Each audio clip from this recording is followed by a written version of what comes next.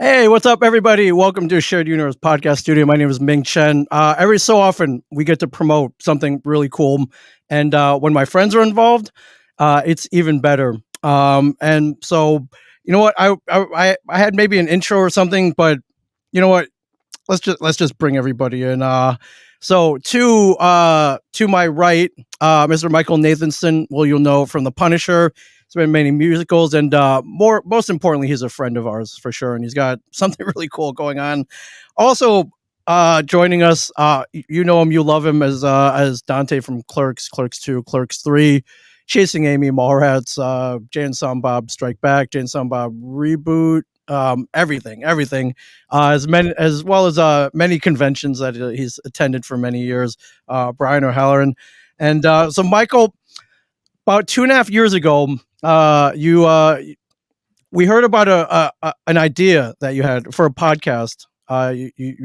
Which you revealed in secret to me and Mike Zapsik, and it was something that we're like, whoa, what a great idea, man! And finally, it's been realized, and I'm going to let you introduce it because I'm not going to do it justice, my friend.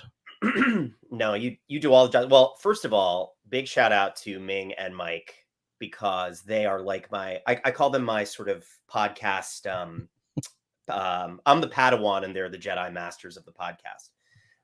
And I cut my teeth doing podcasts with them a little bit. I've done their podcast a few times and got to hang out with them at their studio and everything. And they were really great mentors to me. So this podcast that I'm doing wouldn't exist without their guidance, their support, their friendship. So that's a big shout out to you guys. And I mean that 1,000% for reals. Oh, thank you. But yeah. I mean, to give you credit, we've never come up with an idea this good. So, you guys just are the idea. So anything that comes out of you is just good. So like, I'm learning how to be, make myself into a brand.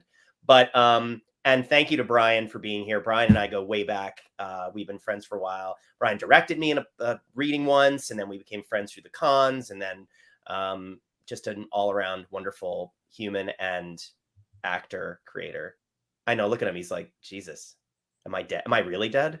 Am I listening? No, yeah, this is your life. Thank you, Michael.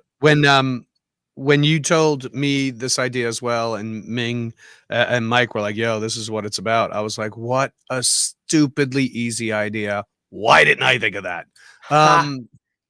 But we had to wait for a good death for you, Correct. As all good ideas are, they're usually best when they're the simplest. But this one was like so right there because no one likes to think of the subject of death at all. As obvious with what's going on with Ukraine, we could care less. With that being said, it seems like this is a perfect outlet, and you have gone to the perfect location to do it, which is the shared universe gurus of Mike and Ming, who I don't think Ming hasn't been home out of 365 days. I think he's been home 65 days because he's always on the road, either at cons or he's recording other people's podcasts and streamcasts. So you've come to the right place. Well, yes, and I think we've sung their praises enough. So let's not do it anymore on this because you know that they're just going to be, it's not going to go over well for them. Like they need to be kept in a certain box. Oh yeah. You don't talk yourself too much, or else because they won't work as hard. You get it. It's a whole thing. Anyway, so to intro. So Michael, tell us your mission statement with this show. Yes. Yeah. Can you give us a brief introduction on yourself, just for anybody who may be living under a rock or in a cave? Maybe they don't own a TV. If you don't own a TV or a phone, I've been in lots of TV shows and movies. Most famously in this sort of Comic-Con universe, I was Sam Stein in The Punisher, who met his end towards the end of season 1 at the hands of Jigsaw, Mr. Ben Barnes. And I've been in other shows. The Nick, there's a poster behind me. That's not a promo for it. It's just my office. Steven Soderbergh's TV show that was on HBO about doctors in 1900. And but when I was working on The Punisher, I remember very distinctly I had this idea. I was sitting with my co-star Amber Rose Riva, who was playing Dina Madani, my partner, and I had leaned over to her and she didn't know I was going to die in the show. Nobody knew actually, except for me and like the powers that be, but none of the actors did. But at that point, I think it had been revealed and we were getting ready to shoot the last episode. And I said to her, I was like, what about a show where like I interview other people who died? It was that simple. And she was like, oh, yeah, that's funny. That's cool. And then I started sort of chipping away at the idea, oh, it could be people in the Marvel universe. You could expand it to any universe, TV, movies, anything. And it's sort of a universal thread that connects certain kinds of actors and certain actors through the ages, especially on camera. So I was like, okay, this would be kind of cool. And I had it with Marvel at one point, and I had it with as a TV show at one point. COVID really launched it back into the whole idea of doing it as a podcast, because we're in this sort of golden age of podcasts where things are being created. And it's easy to create something like this, and also easier to get people to, sit for an hour, whether it's in person or on a Zoom, to talk about their experiences. And so I teamed up with Lionsgate. They created this new podcast division called Lionsgate Sound. And we are one of the first shows on the platform, which has been great and really fun and exciting. 50 Cent has a show on there about, I think it's El Chapo or or Escobar, or some druggy, crazy, scary true crime thing. And there's various other podcasts. And this is sort of the initial pop culture entry into their canon, as it were. And it's been great. And, we've been working on this for a year. We launched a few weeks ago. We got top pick podcast in The Guardian, which was really awesome, and a really nice little review in there. And got to do a live show at LA Comic-Con as our sort of coming out party a couple weeks ago. Keith David was our special guest. So we're going to release that as a special bonus episode. And yeah, it's just been really cool. And I've been doing a lot of podcasts to promote and talking to friends, and, but it's, you do these for the love of it, because as you can attest, Ming, who's like the ultimate fan, I am also a fan at heart. That's what I love. I love this world. I love this universe, the universe of fandom, which encompasses so many wonderful things. And yeah, I've gotten to talk to so many of my heroes and some of the legends from movies and TV, and it's been really cool. And so we're on episode 4. I believe episode 5 drops tomorrow. It's every Tuesday, and you can get it on Apple Podcasts, Spotify, all the jazz. And then also you can go to the Lionsgate Sound website, and it has more information and links and pictures and all sorts of stuff. But the response has been really cool and really fun. And I was desperate to get Brian. So here's a funny thing about having Brian here. Well, look what I mean. Give me a producer credit right now. I mean, I didn't get you, Brian. You asked him, but I'm going to take full credit for that. But there he is. Yeah, Brian. And then Brian showed up. I mean, you say the word Brian 3 times into a mirror, and usually he shows up. Careful. Sometimes the ghost of Brian Dennehy shows up. That's true. You have to. So I was on a plane. I finally got a chance to watch Clerks 3, which I've been desperate to watch.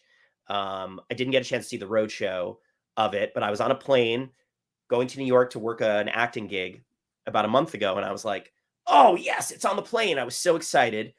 And this is where we do spoiler alert. I'm going to say it again. Spoiler alert. Yeah. If you've not seen Clerks 3, tune out for, I guess, I don't know, that's 10 minutes or so. But yeah. And if you haven't seen it, it's on DVD right now. Get it at all outlets. Also streaming at all outlets.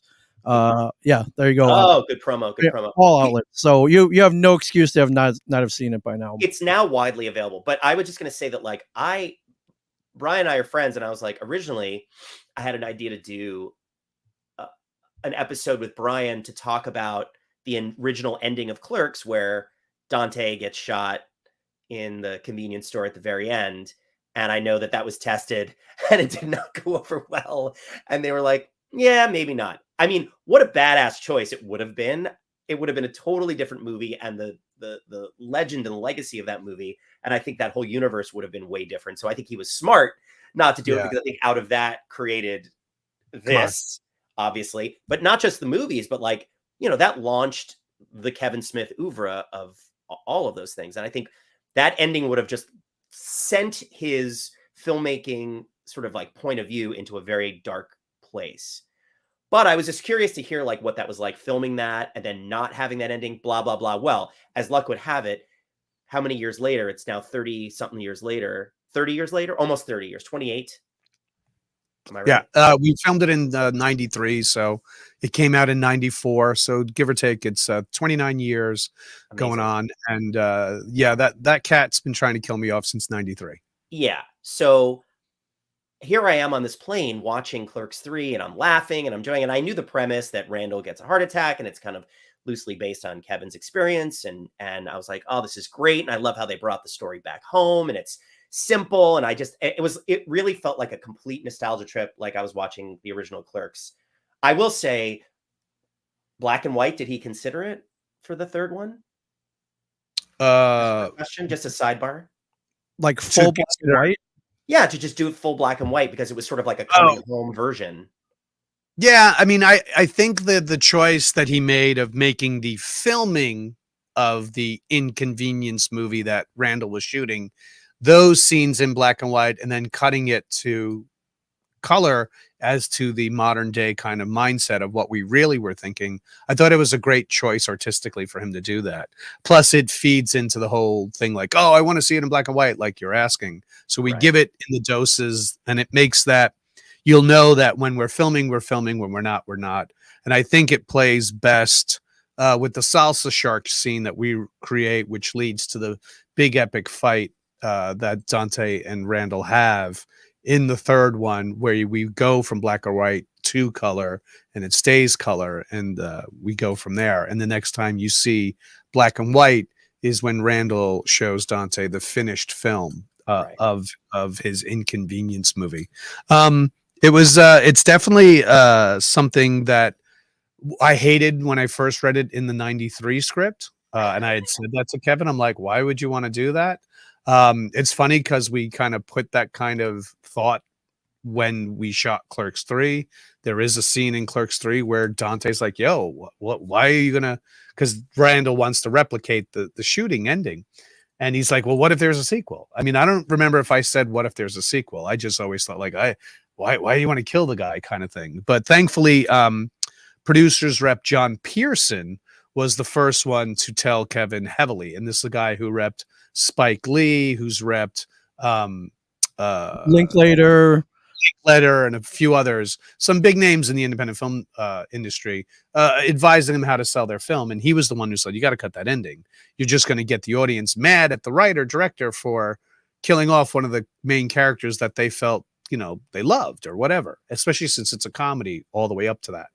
And Kevin, at that time, and he talked about this on the road show at the Q&As, that Kevin, that young Kevin, that brash, I want to bust down the doors kind of Kevin, was thinking this was a bold choice that, yeah, well, fuck it. That's the ending. That's the big joke at the end. He's not even supposed to be there today. Bump, and he gets shot.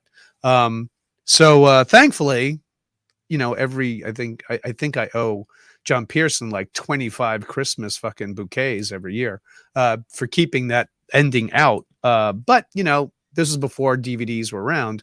It makes a good DVD extra ending. So Kevin finally got his way in the third one. Spoiler alert. You'll see how. Well, yeah, and that brings us full circle to this third one where I'm sitting on this plane and I'm watching this movie, and I don't know. Would you like to tell us, Brian, what happens to you at the end, in the last act of this movie? No, I mean, I'm not going to spoil it for other people, but let's just say that it's a culmination of all the years and frustrations that Dante has had with Randall, and Dante winds up in the hospital. And from there on, you can see it from what happens after that. I'm not, and there's other situations in the film that are also very poignant and pulls at the heartstrings, pun intended, but is true in the fact that the fans really gravitated towards these characters, just like they would in the Marvel universe with Tony Stark, or in the Star Wars universe with Han Solo and stuff like that. It's those type of endings that you're like, no, where people kind of, I've gotten tons of outreach through my social media and in person at these cons, where literally I have to have a huge box of tissues at my table at the cons because I know what's coming when I see people coming up and they're like, I just wanted to say, and it's awesome. Because if they didn't care and they were like, so what? Then I would have like, wow, all these decades of work were for naught. But for them to come up to me and be like, oh my God, you totally broke me. Or there are people who contact me like days and days, if not sometimes weeks later, and like, oh my God, I can't stop thinking about this movie and how it ended and blah, blah, blah. Or I get people like, I just want to let you know my father just passed away 3 weeks ago, or my best friend died, whatever, a couple of months ago, or I had a child who I lost, and this thing totally spoke to me, and and I cried for like an hour, but it was a good cathartic cry. And so, as you know, you do theater as well, and you do films and television. When you have an audience tell you that and elicit that reaction out of that you've elicited that reaction and emotional feeling out of them, that it's such a huge reward. When we do live theater, you just did a production this past summer, and you're hearing the audience either laughing or crying or gasping right at the moment that you're doing it. You know immediately that you're doing it right. When we were doing this film last year during COVID kind of strict protocols, we kind of liked what we were doing, but we didn't know if people were going to be pissed at us, if people were going to be like, why were you even doing this? Or, oh my God, this is such an obvious money grab, or holy shit, look how lazy this is. Whatever it was. We knew what we wanted to do. We put it out there, and thankfully the majority of the fan base has enjoyed it. It's not a film for everybody. We know that, but we don't make films for everybody. We leave that for other people with deeper pockets who think they know they're making movies for everybody. We're making it for a specific group, and they loved it. And how the arc of Dante Hicks goes in this third movie, I think, is appropriate. And when I saw where it was going to go, I put as much work as I possibly could into portraying how that arc is. And I've been very fortunate that a lot of people have agreed with the choices that I made. I mean, yeah, it's got all the trademark Kevin Smith humor that you sort of want and expect, but it is a very sad movie. But in a great way. Like, and I mean that, I don't mean that in a way that like, oh, why was it so sad? It's a perfect ending to the story of Dante and Randall. A perfect ending. And I think, and it's a story that is very much about mortality. Like, you don't realize from the first one to the last one how much the whole story is about, like, how much time do we actually have left? I think about when, even when I saw Clerks, I was a young guy, and I'm like, here are these other young guys, and they're so stressed out and talking about the minutia of life, and are they wasting their time? Are they not wasting their time? But you realize when you get older, that old saying, right? That time just, as you get older, man, the years just go fly by and fly by and fly by. And yet when you're young, you waste them talking about nonsense, but no one has that perspective. That doesn't exist. Like, the whole point of being a human being is there's a journey from being a young, dumb kid to being an older, wiser sage. Hopefully, if you get to that, you get to that point. Which we were doing in the films. I mean, literally in the first film, there's this discussion about the Death Star contractors and how, Dante liked Empire better. Empire had the better ending. Luke gets his hand cut off, take away by Darth Vader, and hand gets frozen and take away by Boba Fett. It ends on such a down note. And that's what life is, a series of down endings. All Jedi had was Muppets. So even then, Kevin was putting out this kind of mantra of like, yo, life's going to step on you. You better do something while you're here, because eventually they're going to move on. And even at the second movie, Randall has this kind of, man, I've done nothing with my life kind of thing, and so when what's his name comes in, that we call Pickle Fucker, and says, oh, you guys are just working a shit job, and he gets all stressed out, so we have to go to the go-kart track. And it's always these little we check in with them every 10 to 15 years.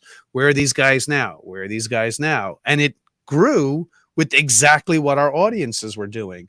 Our audiences were the late teens, mid 20 kind of people in 93, 94. Checked in with them again when they were their mid 30s, late 20s. Then we check with them again, late 40s, early 50s. And they're all along the exact same journey with us. Now, obviously, since 94, we've picked up a whole other generation or two of fans, and then fans who are the original fans who have kids who are now introducing them to the movies. It's so funny to see that these little life lessons still apply. Now, yes, there is not really that many, if any at all, video stores around. And to explain to young kids these days, like back in my day, if I wanted to see the new movie that came out, I'd have to wait 6 months after it left theaters before I could see it again, and then go to a store where I have to wait in line and go, I'd like a copy, and they're like, sorry, sir, we're out of those. Do you want to be put on the list? And trying to explain rental movies is like, really? Like, I can bring up 29 million movies on my phone right now. No. It's like the death of so many things through the course of those movies. Not just Rosario's character, who also, spoiler alert, that's the premise, part of the premise of the movie. So I'm not giving too much away there, but it starts with that understanding that that's where these characters are at a point in life.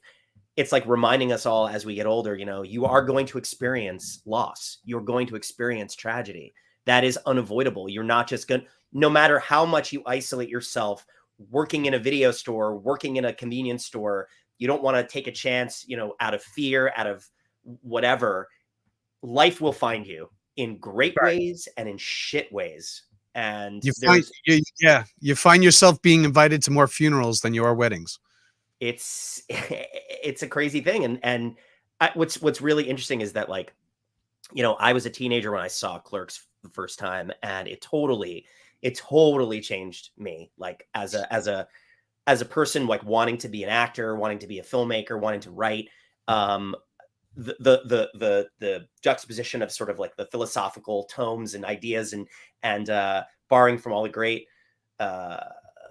dark philosophers and writers, and then mixed with that sort of sophomoric idea of these guys, and you just knew there was something special there, that it felt similar, but it felt like there were greater themes at work, even if we didn't understand them at that moment.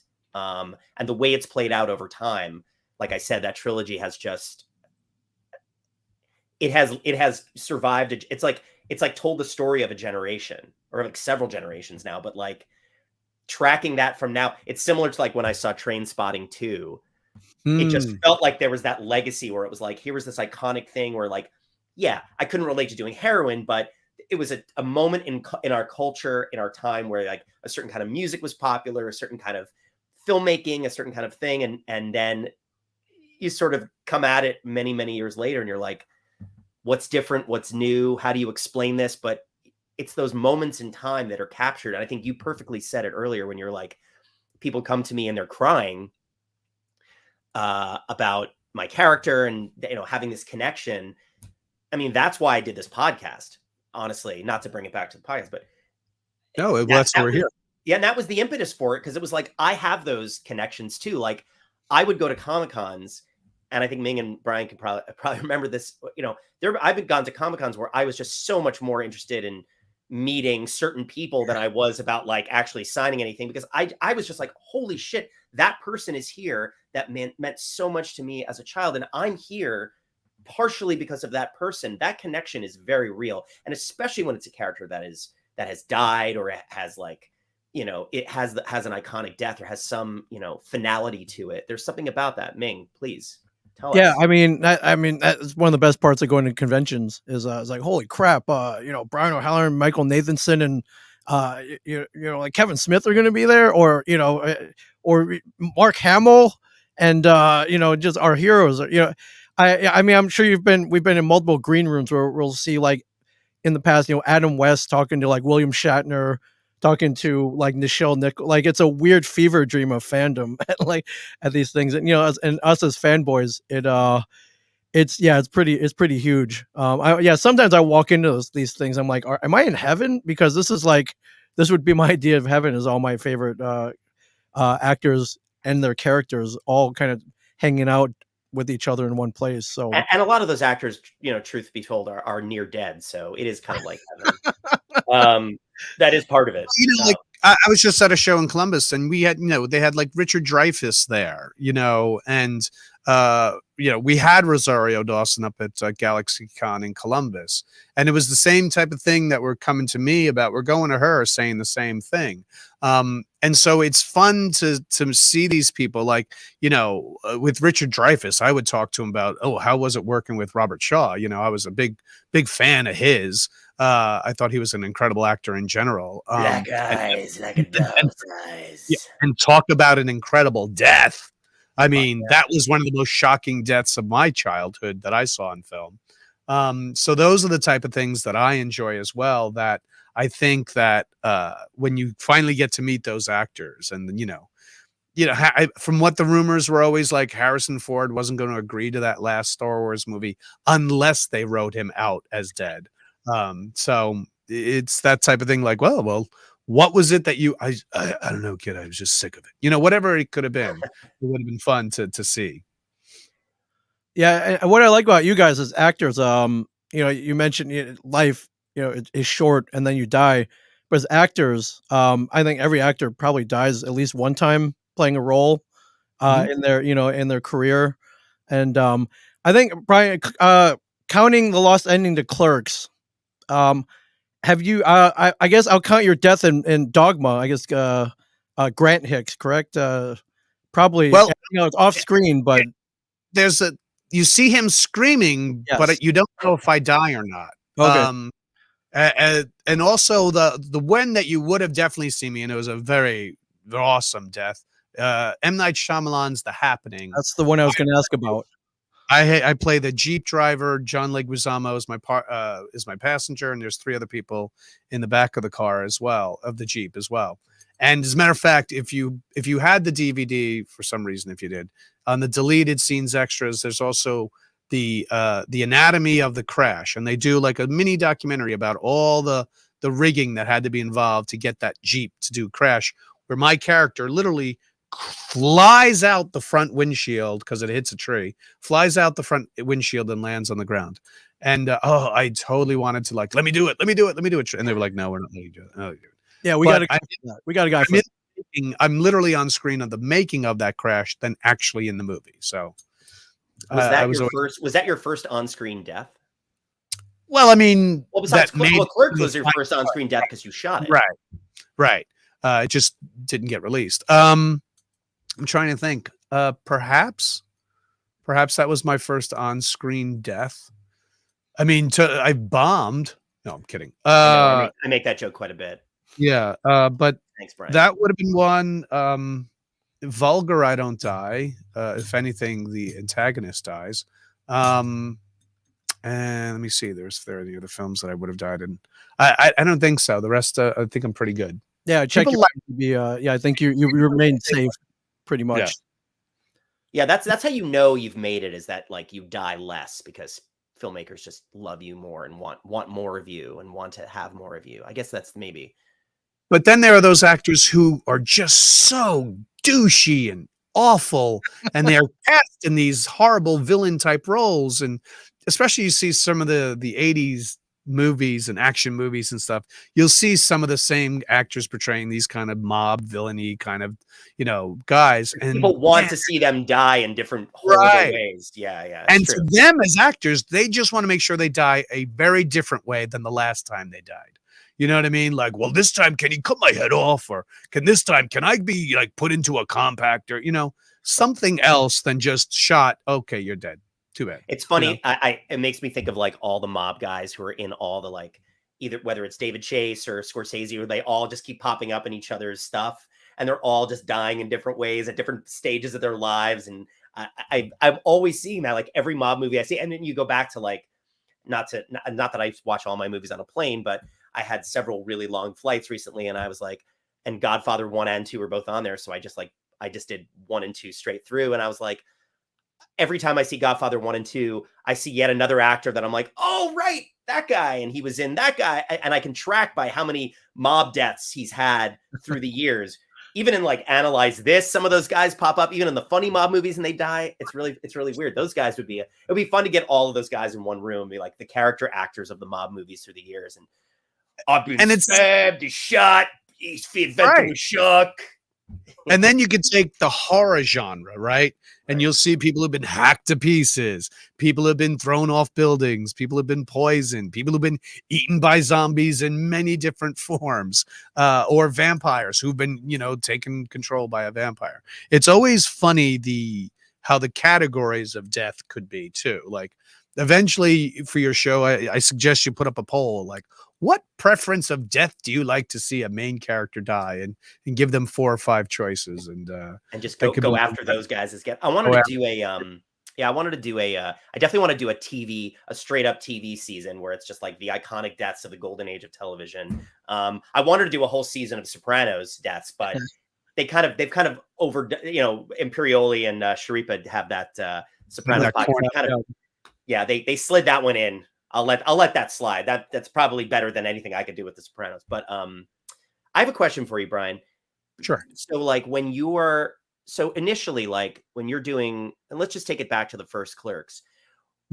When you read the script, does Dante die at the end of the script of the original Clerks, or was that something that Kevin added on later? Like when you first read the script, is the last scene Dante gets shot by a burglar, by a robber? Whatever. Right. He gets shot by the guy who, funny enough, owes Jay and Silent Bob money, where you hear in the middle of the film, Jay goes, hey, doesn't that guy owe some money? And Bob looks and the guy runs off, and he's like, remind me to shit in his bag next time. That's hilarious. I forgot. I'm sure I knew that. But wait, so it's their fault that you die because he's robbing you to pay them for the drugs. It's everything is Jay and Silent Bob's fault, though. That's their whole reason. Raison d'etre is everything's our fault. They cause they're the butterfly effect of the world, essentially. Absolutely. They are the time masters, the time lords that pop up and do these things from time to time. Okay, so my question is, you're a young actor, and you see that, and like, forget for a moment that it was cut and all that. So your performance in that movie is, I know that I'm this guy Dante Hicks who, is leading this, feeling like I'm leading a dead end life. I don't know what I'm doing with relationships, work, all this, blah, blah, blah. And then I'm going to get shot at the end. So, as the actor and as the character, that this is the arc of your character. It takes place over what, like 2 days, maybe? No, it's all one day. 1 day? Is it 1 day? 1 day. Yeah, it's 1 day. Okay, right. So as a young actor who has never died in anything before, also, it's a big deal getting that part. I mean, you probably didn't think it was going to be as big of a deal because that's just the way things go. But tell me about your process in thinking about, I'm playing this character, knowing he's going to die. How do I take that out of the equation for myself? This may be like trying to get you to mine some like long ago thoughts, but like, I'm just curious. Like I ask everybody about this process. Like, how do you think about it? How do you consider it? And based on the character, because it's different, sorry to like digress, but it's different in a movie, right? In a movie, you're telling a very finite story. In a series, you have way more exposition, way more time to settle in with those characters, to get to know them. But in a movie, you still have to create a fully realized human being that feels relatable in some way. And so I'm curious how you approached it, and then the day of, what that was like to actually film your own death. But leading up to that, I had been doing theater for about 3-4 years prior to that, which I had died a few times in theater productions. So approaching a character that dies, I'd done before. When it came to this character, and being that this character was very close to what the pulse was of 20-somethings in the early 90s who were overeducated, underemployed, who didn't see a lot of prospects, who, the Gulf War had just happened earlier on, where people my age were like, yo, this is a bullshit war. I don't want to be drafted, kind of a thing, kind of a thought process. So when it got to the day of the life of Dante and this character, and we did leave, I believe, the shooting towards the end of the film, shooting schedule, the shooting was at the end of the shooting schedule. So in that sense, I knew it was quite simple because it's so quick and it is a gunshot killing. It's just, Dante is just doing his paperwork at the end of the day. Oh, there And it is. then, yes. And then there he is. Same actor, by the way. Johnny William, back again in Clerks 3, replicating the goof of Killing Me. Coming in there, and then when I look up, I see that image, and then kablam, the gunshot. And I made sure that because I know the size of the gun. I have friends who had guns and parents of friends who had guns in that A size lot of caliber. guns, a lot of guns in your life at that point. Well, it Well, was I New grew up. Jersey in the early 90s, so. Well, I also grew up in the Bronx for the first 10 years of my life in the 70s. So there was a lot, Nice. including the Son of Sam killings. So I knew that I needed to throw my body against the back and then slide down. We did a chest wound. We used Hershey's chocolate syrup. Since it was black and white film, it didn't matter what color. It just mattered the viscosity of blood coming out of me.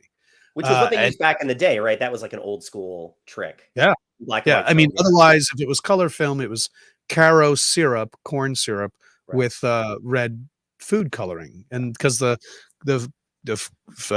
Caro syrup once again had the consistency of oozing blood at the pace that you would if a gunshot, as opposed to slitting the carotid, which then that's the spurting thing. But we'll leave that to Kurosawa.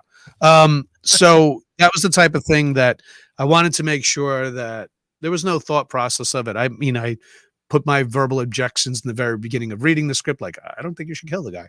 But that being said, we did the whole thing and I was done. And then it was just a long take on Dante as he's just on the floor of behind the counter, and the dude running back, rifling through the cash register and heading out. And then the credits roll, and then the post credit, before Marvel started doing post credit kind of end scene scenes, Kevin did it, where Kevin comes in clean shaven now, which he looks very different than Silent Bob with the beard.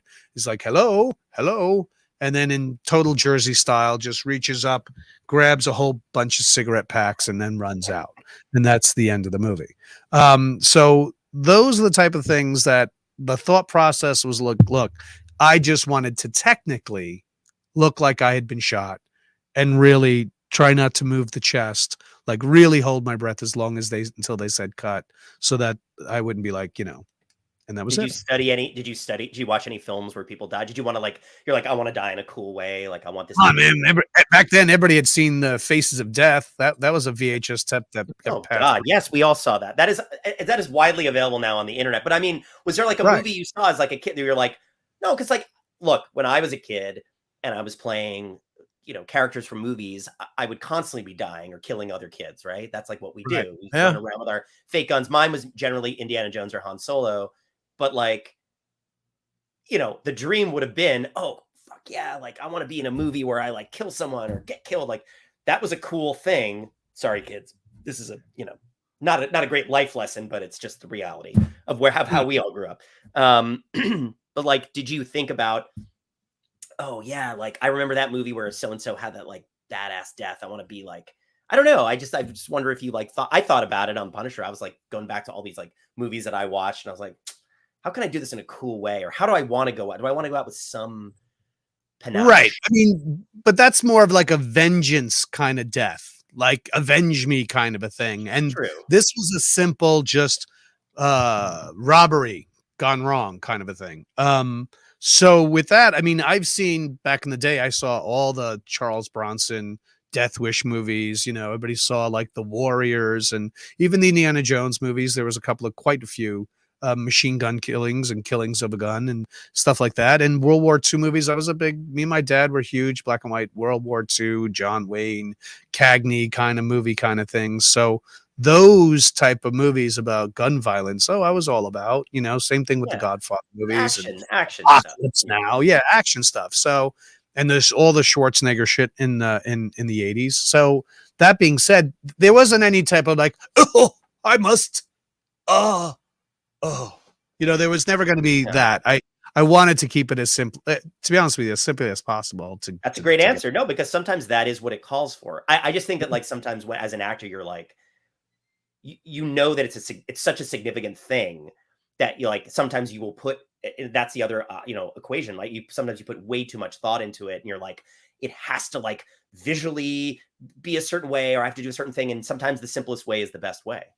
Well, the third one I did put a good bit of thought Well, I'm into getting how. nervous to ask you about it because I'm feeling like you maybe Well, I know, want I know. the I'm just mystery of saying, it. you've seen it, and there's two versions. There's what happens in the store and what happens in a hospital kind of situation. And that I did do research on. That I did talk to medical people. I've also seen family members who went through it, so I visually have already seen it in my life. So those type of things, yes, research is put upon it. Just like research with panic attacks and research of the grief and the pain of losing someone or the pain of missing someone. That kind of work was put into the third one, definitely. Like, I mean, do you like what and tell I'm just curious, and I think people want to know this. Like, what tell me more about that work and like what that moment felt like because you're laying obviously it's a very different death. It's different from even a death like mine where you were saying it's more about vengeance and it had like a very Mm, big sort of finality to it, but it's not like mm. my character knew it was going to happen. The Yeah, difference in Dante's arc is that, let's just say for argument's sake at this moment, we did have that original ending in Clerks, but mm, at least for you, that was your experience. And then like here we are in the third movie. Dante knows that this is it. Dante on some level is like, I'm here, I'm experiencing this, I'm taking another journey. You know, what goes through right. your mind as an actor? How much of that is going through your mind as Dante, as an actor? You know, seeing your, I mean, because also the meta-ness of it is there's Kevin, there's Jeff, there's Marilyn, or whoever is in the room, there's all your friends that you've known for 30 years or whatever. And it's like, it's not just the character who's leaving us. I don't know. I would think that it would feel somewhat even more personal. So I'm just curious of like what kind of entered into your mind and how did that feel? Well, in the beginning, when we establish his a certain character is not with him anymore as well, and his longing to be with her and missing them and stuff like that. Knowing, I've been around family members who've passed. My own father's death, really, I was 15 when my own father passed away, and I spent so much time with him. So that's always something I can rely on as to getting me upset of people who I've missed, relationships that have ended, things like that, and people, good friends who have passed over the years.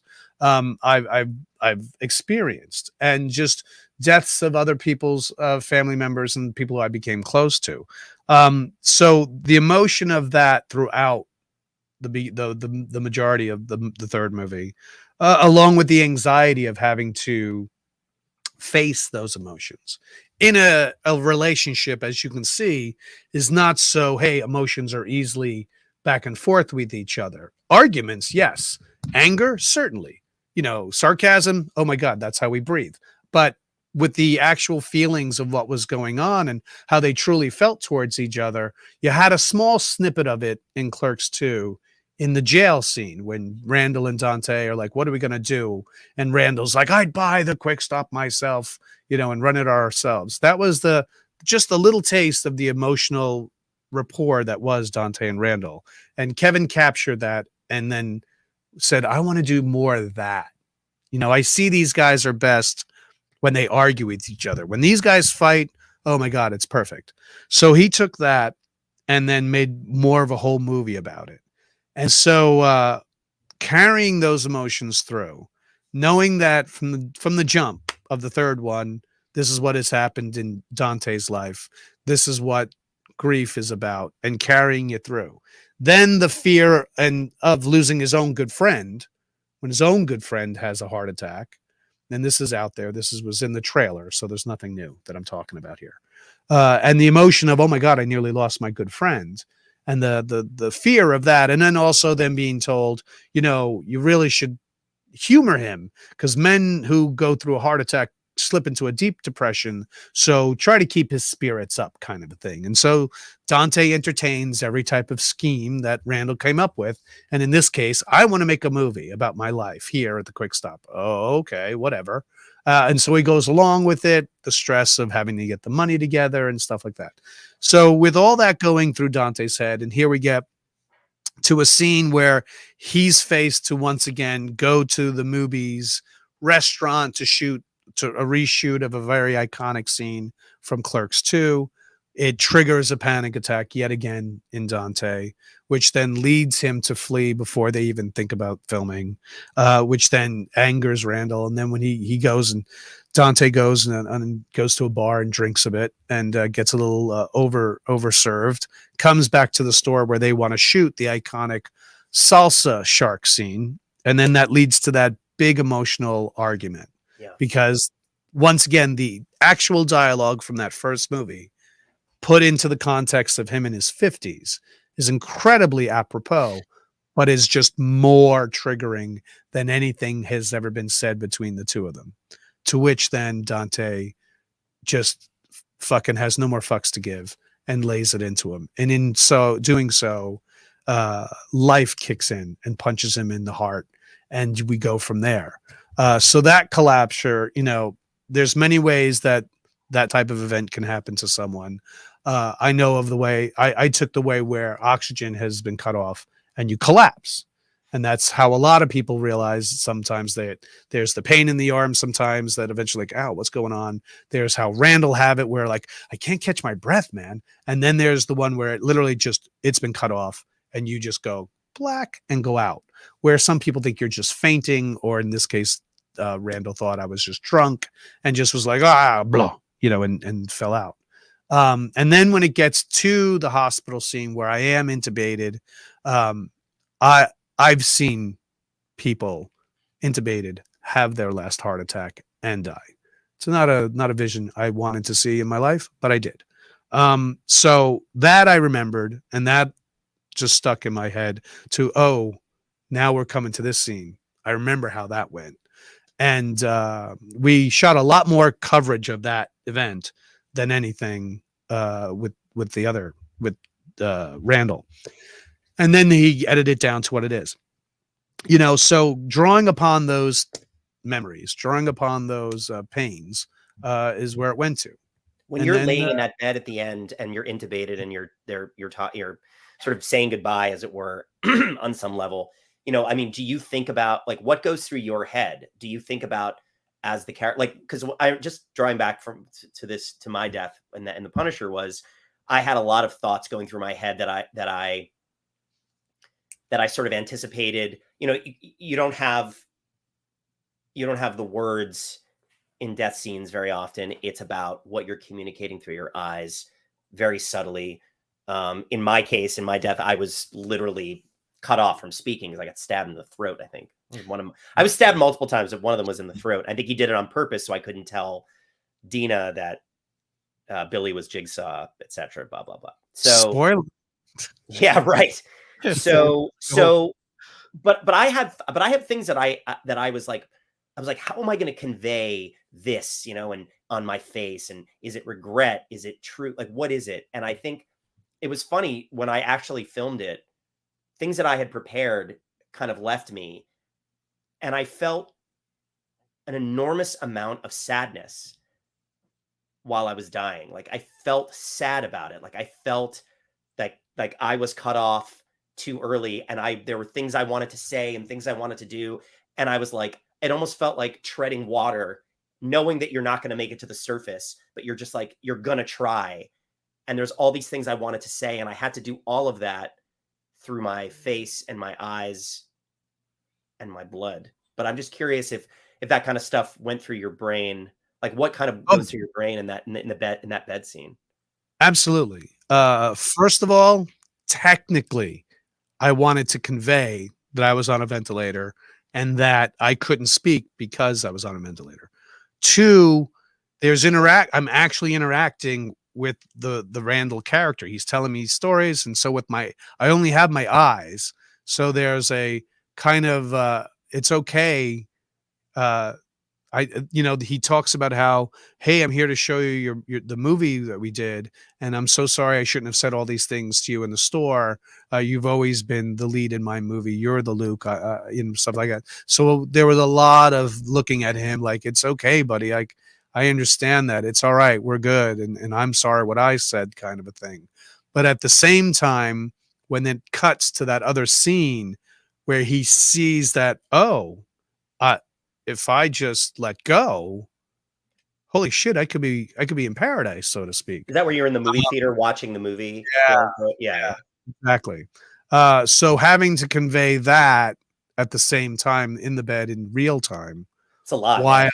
while in my space, we shoot the actual scene where I'm reacting like, where am I? Why am I in a movie theater? And Yeah. I'm watching the movie in the beginning, You're and thinking that's about that all scene at the same time. correct. And so Yeah. we're being shown it like in the movie theater. He had put up the original movie, then cuts to the second movie. And it's when it cuts the second movie, that's when the hand on top of Dante's hand, where he's like, what? Like, how am I feeling this? And it's her. And then he realizes, oh shit, okay. But then is content with it. And then that's why even at the end, he's like, hey, don't you want to see the ending? No, I trust the director. Not only was he the best filmmaker, he was also my best friend. And then that emotion of that. So there was a lot of layers on that that cake that had to be portrayed. And I'm hoping that people understood what went into it. There was a lot of work. I was ready to say, like, look, if I'm going out big, and I'm going out with nothing left in the chamber. I'm letting everything that I can put into this kind of character and ending in this iconic, and I've been told this, and it's, it's a governmentally stored film. It's in the Library of Congress. So even the government agrees that these are iconic characters to be preserved, so to speak, that I was going to go out big. It's a responsibility because you are an icon for like a lot of people. And it's, I don't know. I very few of us, do not put myself in that camp. There are very few people who can speak to that experience. I mean, like, you are one of the sort of like, you are the Luker Hahn of the sort of indie film, world in a sense. Cause, and you have that link to that sort of, all those the fandoms of everything. And, I will say, I'm a big fan of yours and I love these movies so much. And, I was crying on the plane.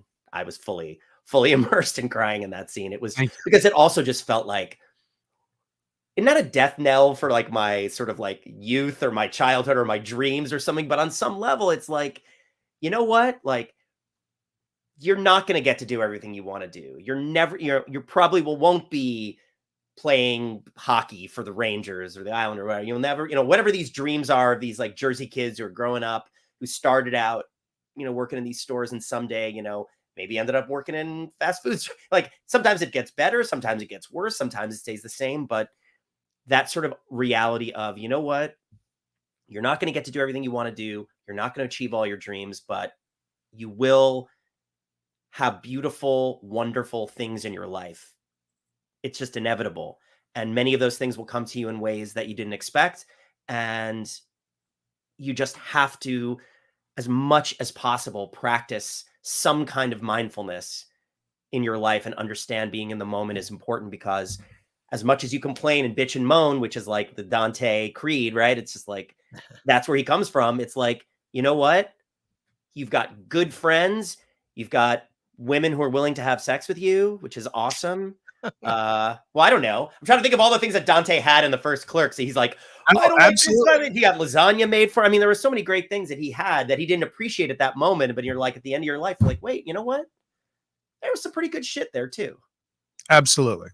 I think these Kevin did an amazing job writing this character, and he will continue to. It's not like there's not going to be more. I'm sure if we can get the cartoon back, not in the exact same format with Disney, but he has the right to do a cartoon. I'm sure these characters have more stories to tell. This is not the absolute ending. We shall see what happens. I mean, Jeff might be like, absolutely not. I'm not doing this ever again. Yeah, Mr. I'm never doing this again. Yeah, suddenly he's ubiquitous, right? He's like, wait, this is accepting of his legacy a little bit more, maybe.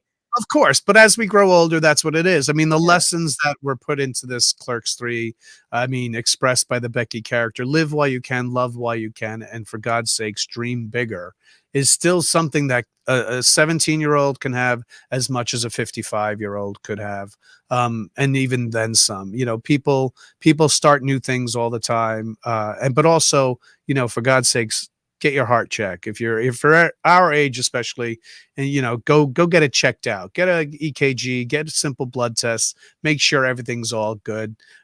Check your diet if you have to. Get a whole lipid test and all that jazz done. But Get that's your what happens. colonoscopy, get your Colonoscopy blood and all that, sugar man. checked. What else? Yeah, we have the technology there to keep Yeah. ourselves pretty well maintained. We're not quite yet up to Lee Major's status of bionic man shit, No, I but appreciate the PSA here. That's important. we have enough. But I mean, that's if in a sense that's what that Clerks 3 movie was. It was a bit of a PSA test, like, yo, you need to make sure that as much as you think it's not going to happen to you, it can happen to you on an idle Tuesday at 4:00. How many conversations do you have with Kevin about his experience having a heart attack? And obviously that sort of informed the last kind of like section of his career. He talks about it a lot, and how could it not? And obviously he's putting it into Clerks 3. It's not an accident. So like, what did you guys talk about? And when that happened to Kevin, like, what was your reaction? What did you think about? Like, I'm just Well, curious. I mean, I was super upset. I mean, this is a guy I've known for almost 30 years and has been incredibly generous and kind and talented, and the world would miss a huge talent if, God forbid, he had passed. And I remember when my phone blew up when it was going on, I was like, what? And I texted him immediately because I knew calling him, he wasn't going to pick up the phone. And then a couple hours later, he got back to me after he got out. He was still at the hospital in the bed and stuff, and everything was good. And then he took his own selfie for his Instagram shot while he was with the lead. So in a way, you don't have to really ask him. He'll just be forward about with what had happened, which he was. So there wasn't a lot of me asking about it. When it came to the third film, Jeff and him had been in contact a long time before that, especially during the heart attack stuff. So Jeff's character has pretty much Kevin's heart attack. The one that he had, exactly, where it was all right. He didn't feel anything. He was high on weed anyway. That's what made him relax. While the one that the Dante character has, spoiler alert, is his dad's one. The one he didn't get back from. The one that he heard his dad screaming in the hospital before he went. That's the heart attack that Dante represents. And I've heard this story because when we did the convenience tour, which was the roadshow aspect of the Clerks 3 screenings, where Kevin did 52 screenings over 46 or 7 cities. I think I went to 12 of those screenings, 10 or 12 of those screenings. And I've heard these stories numerous times in various iterations of it, where it is something that needs to be taken care of. It's something we need to do. It's something that life can do for you. Not only are we tackling grief and love and loss and someone pursuing the arts later in their life, there are so many different subjects that happen in Clerks 3 that you could focus on. But in the end, it's a romance between Dante and Randall, this bromance, and what happens when that can go wrong sometimes. So I'm glad I was able to do it. I'm glad I was able to talk to you today about this specific the 2 movies, the first chance at killing me to the last chance that did, to even the happening with M. Night Shyamalan where I fly through the window in between. I don't mind dying on stage or in films as long as I don't bomb is all I care about. Wise words. Amazing. So both of you have pretty iconic deaths. Is there one way that upcoming project? Do would there be a way that you would want to go out? Do you have like a dream way? It's like, all right, like like Clint Eastwood, a mano a mano, street side battle, getting eaten by a shark, getting thrown off a building. Do you guys have maybe one way that you would want to go? Yes. Cool. I want to die in a lightsaber battle. I want to be a Jedi, and I want to face a Sith or someone else and die in a lightsaber battle. Boom. Drop the cloak.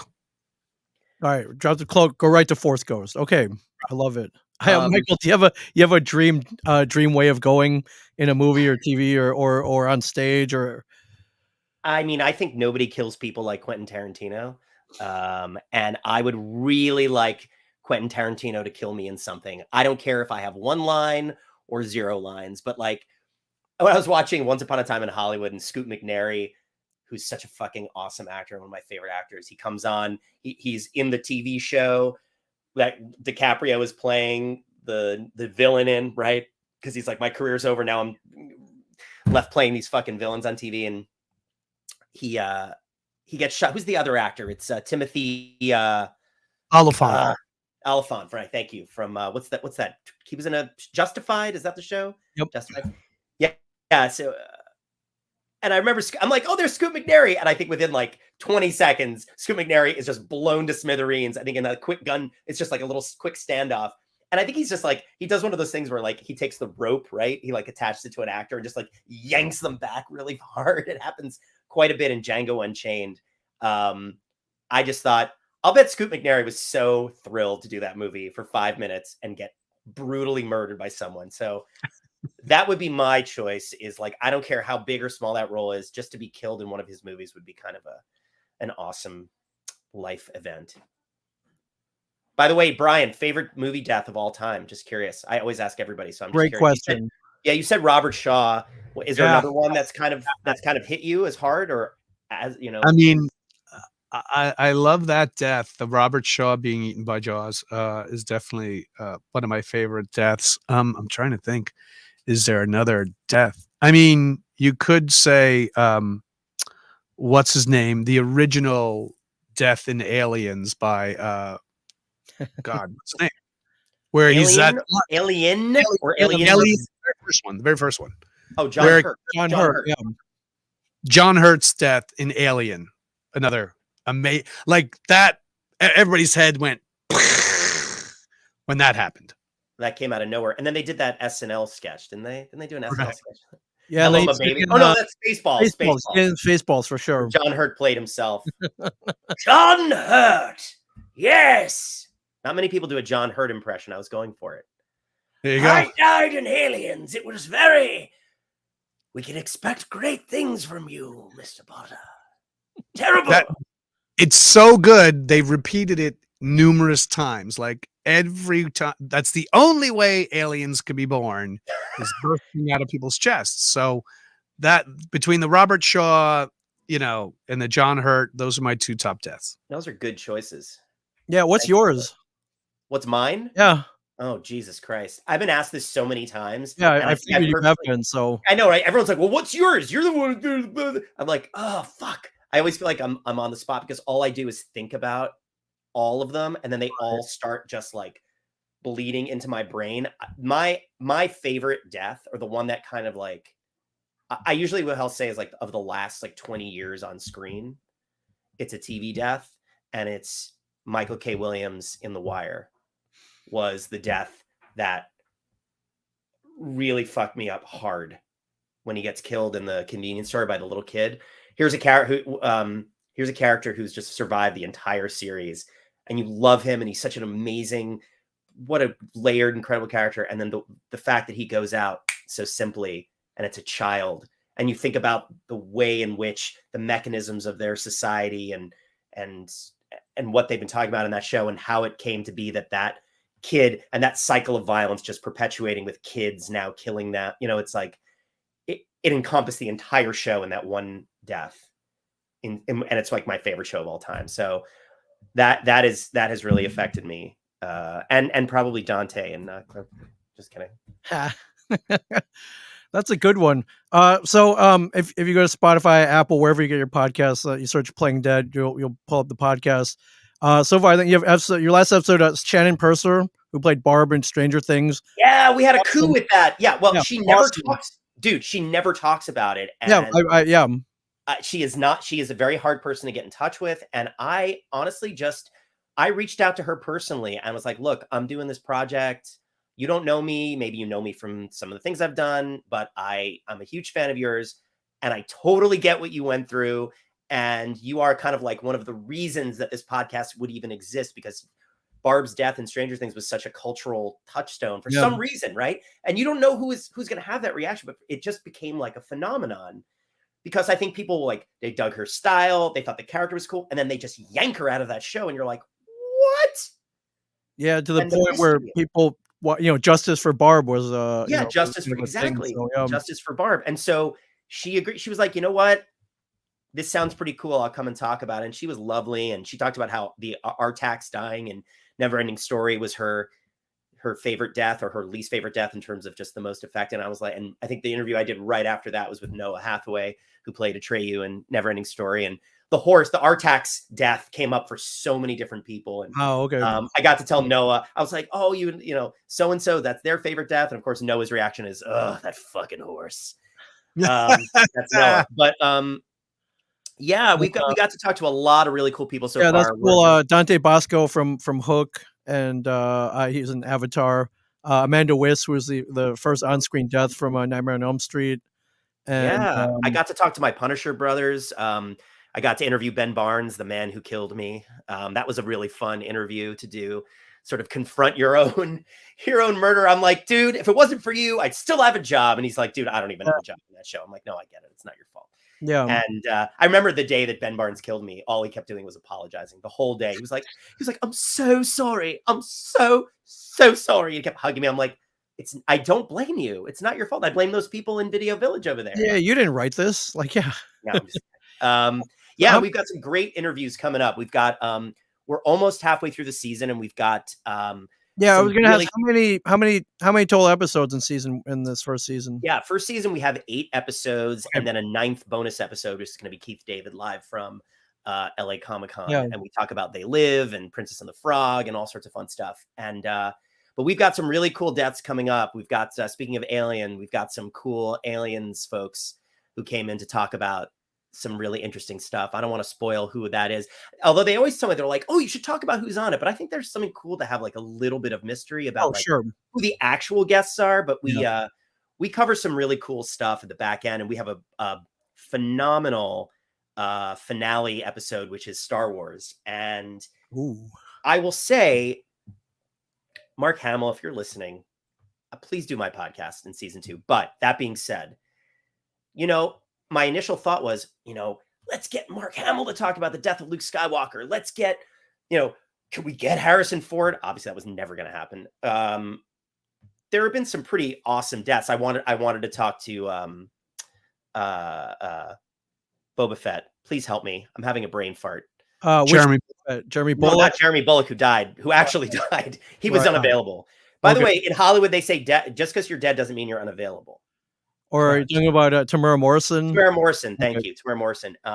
So we had actually been in touch with Tamara Morrison's people about it because I wanted to talk to him about, Boba Fett being dead. He wasn't the one who actually died. What a meta weird death, because it's like I didn't play the actor. I didn't play the character who actually died. That was a different actor. Then they resurrect me, but I'm not the actor who's resurrected. But now it's on a TV show. I mean, it just Right. that So would have you gone get kind of resurrected. Yeah. But I had some other thoughts. I was like, well, what are the other iconic deaths in Star Wars? And they don't. I'll just say they don't. They usually don't involve humans. Right. So I'll leave it at that. Okay. So there's some really cool behind the scenes stories that I think of, things you have not even things that surprised me as a Star Wars nerd. I was like, really? And they were like, yeah. I was like, okay, you heard it here first. So I don't know. These guys know more than me, but yeah, we have a lot of fun things planned for the back half of the season. And then hopefully, in a season 2, I'd love to get to some more death. There's so many deaths you could do. Every time that I talk to somebody, they're like, "Oh, you should do," and I get like a laundry list, and everyone's got a great idea. And so I want to cover, to Brian's point, I should do a poll and like see who people want the most. Sean Bean comes up quite a bit. Okay. Game of Thrones and probably many others, but yeah. Yeah, Boromir in Lord of the Rings, that death really, Oh, yeah. it's so incredible, and it goes on for so long, and it's so painful, and it's such a hero's death. It's like one of the great hero's deaths, I think, in screen history. But yeah, and so many people I would have loved to talk to who are not around anymore, right? Like Robert Shaw. What a cool, come on, like the greatest. Alan Rickman. I would have loved to talk about Hans Gruber and talk about who. Yes, The Fall. Yes. Fall. But, using that Hitchcock technique. Exactly. My plan is to just do this podcast forever, as long as they keep killing people off and people caring about them. my plan is to just do 29 seasons of this until I'm dead. I mean, it's such a great idea. I mean, inevitably it could go on forever. I mean, there have been so many great iconic deaths, and then there will continue to be as well. So, Yeah. you're never gonna run out. I'm throwing up the Spotify code up here. Theoretically, I think you should be able to point your phone on here and scan it, and it'll take you right to the Spotify page. Definitely follow, Should I try it? subscribe, like, leave a great comment. The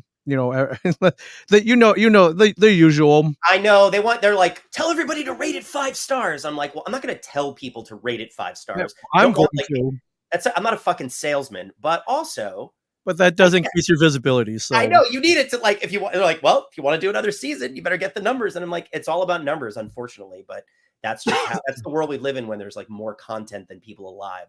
And you have to self-promote and you have to talk about it. And, but I think what we have here is something special, and you get an intimate look at some of your favorite actors and creators in a way I think that's not been heard before. And I think there's a certain level of trust I think that they come in with, because I'm an actor and I've had similar experiences, and there's just sort of a shorthand where the interviews kind of start from there and kind of get deeper and more layered. And I think it's been, for me, honestly, if it was just this season, it was a fucking dream come true. I got to talk to so many of my favorite people I never thought I'd get to talk to in a million years, and just to have a reason to contact them and be like, hey, would you like to talk to me for 2 hours? And I will tell you, we whittled these things down, because these conversations, they would last for like hours. Oh yeah, for Most sure. of them. Yeah, and I was like, this one, right? You just don't realize. You're like, oh, what? When you get into it, maybe Brian's like, no, this felt like hours, but no, not at all. It didn't. And to be honest with you, it's the type of thing that it's a subject that touches on so many aspects of people's lives that, yes, you can talk about things that go on and on and on. And it's so funny because there are people in the chat that I'm seeing, and it's good to see you folks, Christopher Hewitt and CJ and all you guys, and Kevin. Scott Hoverman from 3 Alarm had a good suggestion. Disney deaths. People who did voices for Disney deaths. There's another one where vocally, how do you get that across, so to speak? Well, how interesting that has been suggested. I saw Andy Garcia in Black Rain. Holy shit. Is that he gets decapitated by the Yakuza, right? Or by these guys who are that movie is fucked up. One of the actors we had on the podcast, I think it was episode 2, was Paula Rhodes, who does a lot of the voices for like Silent Hill and Resident Evil, a lot of those kinds of things. And so she talked about, as a voice in a video game, how she dies, how she like prepares to like die as all these different characters, and also to kill people as all these different characters. But what about cartoon characters? I wanted to do a whole thing about cartoons that die, and like how you play a cartoon death scene. Infinite font of content, right? My friend. So Brian, I know you got to go. Yes, but thank you both for this, and I'm Michael. I remember when you came with the idea, and then a couple weeks ago I saw the press release that Lionsgate had picked it up, and it's on their network. I can't be happier. I could not be happier for you. Thanks, man. And I really owe you a big round of like. You owe me nothing. Should in the future I get killed by a Heather Langenkamp type character in a horror movie, which is how I want to go. I would love to be on an episode. So I don't see that. I mean, that would have to be a very specific movie. Sure, but something, we all have dreams, right? That's your archetype. I don't know. That's okay. Good. No, I don't yuck people's yums. That's totally legitimate. He wants to be a final girl. More or less, except you're my final girl. Oh, thank you. But definitely Apple, Spotify, Google, Amazon, wherever you get your podcast, you know where to get that. And Kevin Smith, if you're out there, I feel like I've met literally everybody you've either ever worked with or are friends with, and you and I have never met. And you are one of my dream guests for this podcast. So, if anyone knows Kevin Smith, who's on this podcast or chatting, if you guys know him at all, or, just let him know that I'm a huge fan and I would love to talk to him. We may know someone who knows him. So, guys, let's do something else again. It was a pleasure. And Brian, you're the man. I love you dearly. Not at all. Thank you so much for having me on. Yeah. Thank you, and much success. Thank you for everyone listening and watching. And Playing Dead, everybody, with Michael Nathanson. Check it out. So we'll see you guys soon.